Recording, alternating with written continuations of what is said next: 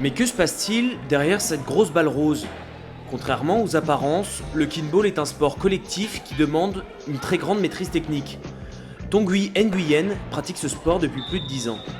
Dans une équipe, on a quelqu'un qui va porter le ballon. On peut avoir deux personnes qui portent le ballon. Là, c'est une situation où il y a une seule personne qui porte le ballon.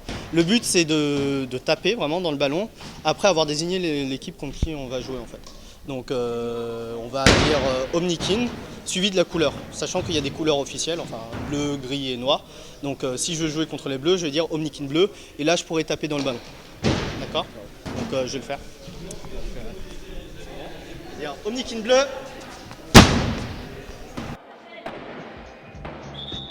Créé par des éducateurs sportifs au Québec dans les années 80, ce sport est arrivé en France 20 ans plus tard.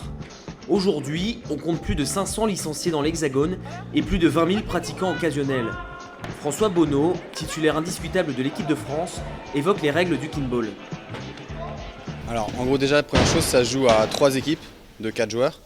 Donc ça joue sur un demi-terrain de hand, enfin un terrain carré 20 par 20 normalement. Donc l'idée c'est qu'il y a une équipe à un moment donné qui est en attaque, qui possède la balle. Donc chaque équipe a une couleur pour savoir laquelle est laquelle. Et l'équipe qui est en attaque elle va appeler une des deux autres équipes. Et la troisième à ce moment-là ne fait rien. Donc celle qui est appelée va passer en défense. La troisième elle est là, elle attend. Et le but du jeu pour l'équipe en attaque c'est envoyer le ballon sur le terrain de façon à ce qu'il touche le sol. Et le but pour l'équipe en défense c'est récupérer le ballon avant qu'il touche le sol.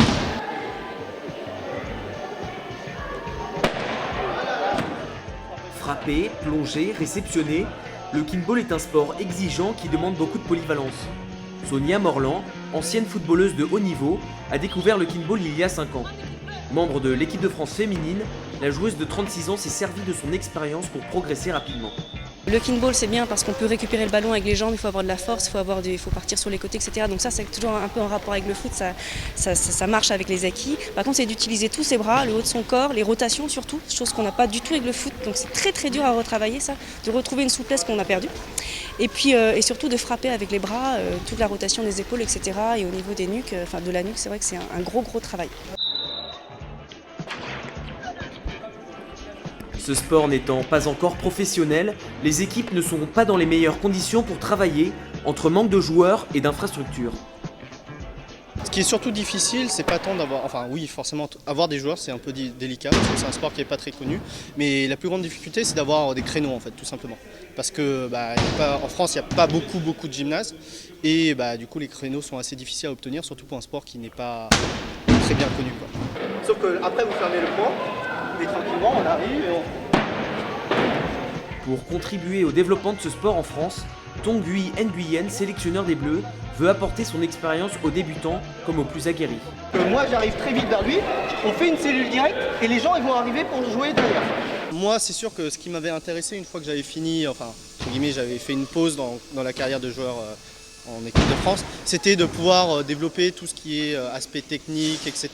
Et c'est pour ça que ça m'a amené dans les staffs des équipes de France. Enfin, c'est clair que quand le sport est relativement nouveau, d'un point de vue technique, on n'a pas beaucoup de choses qui sont mises en place et le but ça a été clairement d'établir un programme technique et de faire progresser les joueurs le plus possible en fait. Le kinball, en pleine expansion dans l'Hexagone, reste loin derrière le Canada et ses 3 millions de licenciés. Cependant, les résultats de l'équipe de France sur la scène internationale sont plus probants. Avec une médaille d'argent chez les hommes et une médaille de bronze chez les femmes lors de la dernière Coupe du Monde à Madrid, l'avenir de ce sport en France s'annonce aussi rose qu'une balle de kinball.